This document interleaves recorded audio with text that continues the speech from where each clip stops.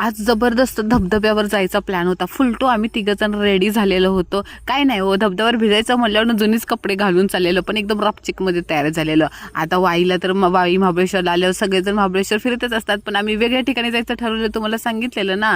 अहो ते धोम धरणाच्या म्हणजे दरवाजे उघडतात ना, त्याच्या पुढे ना म्हणजे असं पाऊलवाड उबड खोबड रस्ता होता ना, तिथनं जायचं होतं. अहो आता उन्हाळा चालू आहे ना, त्यामुळे पाक सगळं पाणी आटलेलं होतं धरणाचं. अहो गाडी डबा डिगडिगी डिगडिगी नुसती चाललेली होती आणि तिथं मला भेटला बाभळीचा काटा. आईच्या गावात लहानपणी माझ्या मावस भावाच्या पायात त्यांना आर पार पाक घुसलेला होता. आम्ही दोघांनी उचापती केल्या ना, बांधावून उडी मारली म्हणून त्याच्या पायात घुसलेला होता.